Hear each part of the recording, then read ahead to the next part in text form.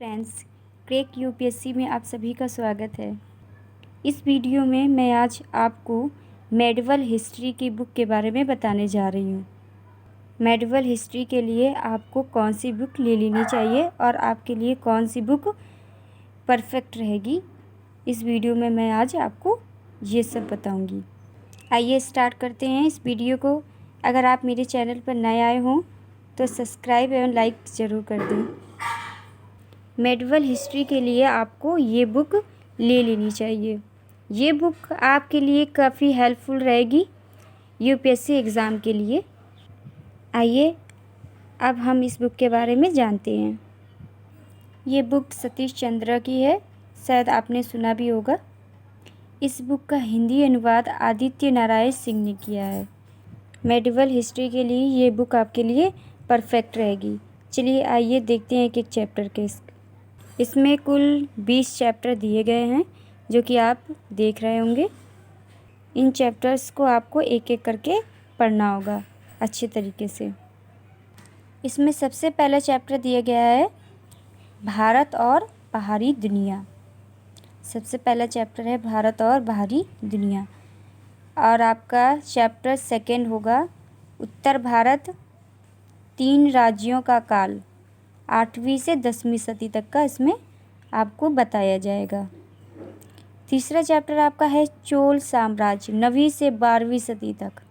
9वीं से 12वीं सदी तक चोल साम्राज्य। चोल साम्राज्य के बारे में अगर आपने 9th और 10th की हिस्ट्री पढ़ी होगी तो आपने ज़रूर सुना होगा चोलों के बारे में।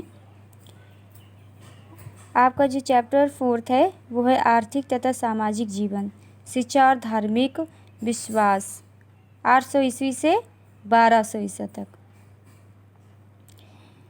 5th चैप्टर आपका होगा संघर्ष का युग।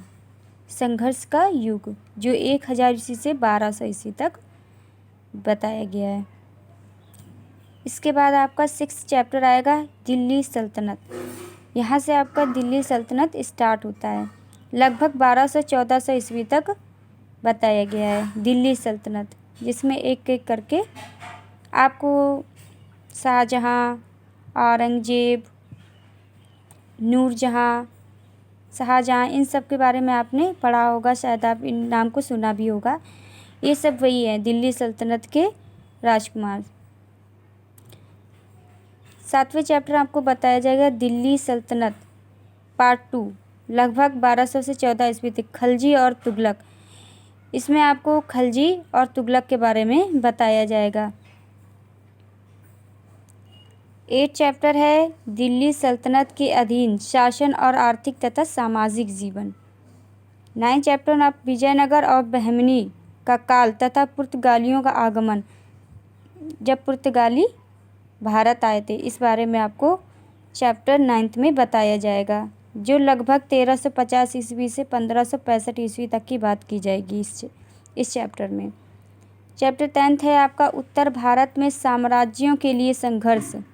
उत्तर भारत में साम्राज्यों के लिए संघर्ष। उत्तर भारत, आपने इंडिया का मैप तो देखा ही होगा, उसमें उत्तर जहाँ पे जम्मू कश्मीर ये सब आती है, तो उत्तर भारत में जो साम्राज्यों के लिए, साम्राज्य तो आप समझते होंगे ना, सिंहासन के लिए जो संघर्ष हुए, लगभग 1400 ईस्वी से 1525 ईस्वी तक की बात इसमें की जाएगी। चैप्टर 11th है आपका भारत में सांस्कृतिक विकास। भारत में सांस्कृतिक विकास 13वीं सदी से 15वीं सदी तक। इसमें आपको बताया जाएगा कि इंडिया में किस तरीके से संस्कृतियों का विकास हुआ, किस किस तरह की संस्कृतियाँ आईं, जो आज भी शायद हम देख रहे हैं। इसके बाद आपका आएगा चैप्टर 12th उत्तर भारत में साम्राज्य के लिए संघर्ष, मुगल और स्थापना, 1524 ईस्वी से 1555 ईस्वी तक। चैप्टर 13 आपका है मुगल साम्राज्य का दृढ़ीकरण, अकबर का काल। इसमें आपको अकबर के बारे में सारी इन्फॉर्मेशन बताई जाएगी, क्या कैसा था, उनका राज्य कैसा था, कैसे शासन करते थे, सारा कुछ इसमें बताया जाएगा। अब बात करते हैं चैप्टर 14 की, दक्कन और दक्षिण भारत। दक्षिण भारत, इंडिया का मैप देखा होगा, दक्षिण जो सबसे नीचे का सिरा, 1656 ईस्वी तक। 15 चैप्टर है आपका 17वीं शताब्दी के पूर्वार्ध में भारत। 16 चैप्टर है मुगलों के अधीन आर्थिक तथा सामाजिक जीवन। मुगलों के अधीन आर्थिक तथा सामाजिक जीवन। चैप्टर 17 है सांस्कृतिक और धार्मिक गतिविधियाँ। सांस्कृतिक और धार्मिक गतिविधियाँ। चैप्टर 18 है आपका मुगल साम्राज्यों का चरमोत्कर्ष और विघटन। चरमोत्कर्ष और विघटन। 19 चैप्टर में है आपका मुगल साम्राज्यों का चरमोत्कर्ष और विघटन पार्ट 1 पार्ट 2। अब आपका आता है लास्ट चैप्टर मूल्यांकन और समीक्षा। ये सारे आपके चैप्टर्स दिए गए हैं जिन्हें आपको एक एक करके बहुत अच्छे तरीके से पढ़ लेना है। एक बार जब आप पढ़ेंगे तो हो सकता है कि कुछ समझ में ना, लेकिन हाँ ऐसा नहीं है कि आपको डायरेक्ट मेडिवल हिस्ट्री ही उठा लेनी है। अगर आपको हिस्ट्री को समझना है अच्छे तरीके से तो सबसे पहले आपको एक सीरीज़ जैसे सीरीज़ होती है ना, उसी तरीके से बिल्कुल पढ़ना होगा आपको। सबसे पहले क्या है, आपको एनसीईआरटी उठानी होगी। अगर आप यूपीएससी की प्रिपरेशन कर रहे हैं तो सबसे पहले आपको एनसीईआरटी लेनी है 6 से 12 तक की, और उसे बहुत अच्छे से पढ़ना होगा आपको। अच्छे से जब आप पढ़ेंगे तभी आपको समझ में, क्योंकि इसमें आपको बेसिक दिया होगा। इन बुक्स में भी है बट इतना नहीं है जितना कि आपको 6 से 12 के बीच में आपको मिलेगा। इसमें काफ़ी अच्छे से बेसिक से आपको बताया जाएगा। एनसीईआरटी तो आपको पढ़ लेनी ही है, वो भी अच्छे तरीके से। एनसीईआरटी पढ़ने के बाद जब आपकी वो कंप्लीट हो जाती है, फिर उसके बाद आपको, मैंने पिछली वीडियो में प्राचीन भारत के इतिहास के लिए बुक बताई है राम शरण शर्मा, उसे आपको ख़रीद लेनी है। अगर आप चाहें तो ऑनलाइन भी ले सकते हैं और चाहें तो आप बुक स्टॉल से जाकर भी परचेज़ कर सकते हैं। काफ़ी सस्ते दाम में आपको वो बुक उपलब्ध हो जाएगी। तो इसलिए एनसीईआरटी के बाद आपको प्राचीन भारत स्टार्ट करना है। लेकिन ऐसा नहीं है कि सिर्फ आपको एक बार बुक पढ़ लेनी है। ऐसा नहीं है कि आपको एक बार बुक पढ़ लेनी है और उसके बाद आपको वो उठानी नहीं है। उसको आपको बार बार पढ़ना है। 4 बुक पढ़ने से अच्छा है आप एक बुक को पढ़ लें, वो भी अच्छी तरीके से। जब आप एंशिएंट हिस्ट्री को फर्स्ट टाइम पढ़ेंगे तो हो सकता है कुछ चीज़ें आपको समझ में नहीं आएंगी, लेकिन इसका मतलब ये नहीं है आपको छोड़ देना है। आपको उसे फिर से पढ़ना होगा, वो भी अच्छे से। अगर आप सबसे पहले तो आप बुक को उठाइए, चैप्टर को पढ़िए। सबसे पहले चैप्टर को आप 2 टाइम्स पढ़िए, इसके बाद चीज़ों को समझिए वो क्या कहना चाहते हैं। अगर आप एनसीईआरटी को अच्छे से पढ़े होंगे तो आपको एंशिएंट हिस्ट्री समझने में कोई दिक्कत नहीं आएगी। इसलिए आपको मैं फिर से बार बार यही कहूँगी कि सबसे पहले एनसीईआरटी ज़रूर पढ़ लें, चाहे वो हिस्ट्री की हो, ज्योग्राफी की हो, इकोनॉमिक्स की हो, पॉलिटी हो। आपको एनसीईआरटी तो पढ़नी ही है अगर आपको बेसिक से जानना है, क्योंकि अगर आपका बेस कमज़ोर होगा तो फिर आप चीज़ों को नहीं समझ पाएंगे।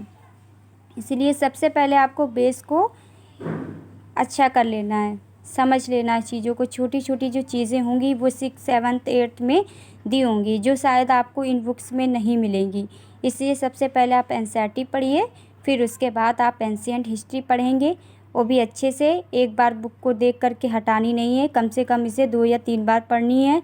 जब आपको एंशिएंट हिस्ट्री लगे कि हाँ अब ये मेरी एकदम कंप्लीट हो चुकी, कहीं से भी क्वेश्चन पूछ दिया जाए आप बता लेंगे, फिर उसके बाद ही आप उसको हटा करके मेडिवल हिस्ट्री शुरू करेंगे, क्योंकि ये एक सीक्वेंस से हो जाएगा। जब आप चीज़ों को सीक्वेंस से पढ़ते हैं तो आपको ज़्यादा बेहतर तरीके से समझ में आता है।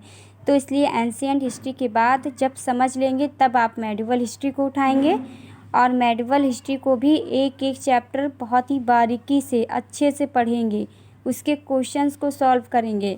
बाहर से आप इसके प्रीवियस ईयर्स के क्वेश्चंस ले लीजिए और उसे अच्छे से सॉल्व करिए, देखिए आपको क्या समझ में आ रहा है, कितने आप हल कर सकते हैं क्वेश्चंस। इसके जब आप क्वेश्चन को हल करने लगेंगे तभी आप मतलब ये जाना जाएगा कि हाँ आपने जो पढ़ा है वो बेहतर तरीके से पढ़ा है। क्योंकि अगर आप क्वेश्चंस नहीं सॉल्व कर सकते हैं तो आपके पढ़ने का कोई फ़ायदा नहीं है। इसलिए इतने बेहतर तरीके से पढ़िए कि कोई भी क्वेश्चन आपके सामने आता है तो उसका बेहतर तरीके से आप उसका उत्तर लिख सकें या दे सकें। इसके बाद जब आप मेडिवल हिस्ट्री आपकी कंप्लीट हो जाएगी, फिर आपको मॉडर्न हिस्ट्री पढ़नी है। मैं नेक्स्ट वीडियो में मॉडर्न हिस्ट्री के बुक के बारे में आपको विस्तार से बताऊंगी। तो इसलिए हिस्ट्री को सीक्वेंस से पढ़िए। सबसे पहले क्या पढ़नी है आपको? एनसीईआरटी 6 से 12th तक की एनसीईआरटी आपको पढ़नी है। फिर इसके बाद आपको प्राचीन भारत के इतिहास पढ़ना है, फिर मध्यकालीन और उसके बाद आधुनिक। इन सब चीज़ों को बहुत बेहतर तरीके से आपको पढ़ना होगा। फिर प्रीवियस ईयर के क्वेश्चंस उठाइए हिस्ट्री के, देखिए किस तरीके से और किस टॉपिक से ज़्यादा क्वेश्चन पूछे जा रहे हैं, उस टॉपिक पर अधिकतर ज़्यादा ध्यान दीजिए। मैं ये नहीं कहती हूँ कि टॉपिक्स को छोड़ दीजिए, ये भी तो आपके लिए जानना ज़रूरी है कि यूपीएससी किस टॉपिक से ज़्यादा क्वेश्चंस पूछती है, तो ये भी आपको देखना है। और अच्छे से कायदे से पढ़ना। अगर आप घर पर पढ़ रहे हो तो अच्छी बात है, और कोचिंग पढ़ो तो और अच्छी बात है। चाहे कोचिंग पढ़िए और चाहे घर पर पढ़िए, बुक्स तो आपको ले ही लेनी है, क्योंकि जो भी टीचर आपको पढ़ाते हैं, नोट्स बनवाते हैं, अच्छी बात है, वो जितना हो सकता है वो बेहतर तरीके से ही बनवाते हैं। लेकिन आपको जो बुक्स में जो आप जैसे टीचर आपको कुछ छूट जाता है, लेकिन बुक में ऐसा नहीं होगा कि आपको कुछ छूट रहा है। हो सकता है कि जब पेपर आए तो कुछ ऐसा आ जाए जो आपके टीचर ने पढ़ाया नहीं होगा, लेकिन हाँ बुक में वो चीज़ दी होगी। इसलिए बुक को स्किप नहीं करना है, उसे तो पढ़ना ही है। अगर हमारी वीडियो आपको पसंद आई हो तो सब्सक्राइब कर दें। धन्यवाद।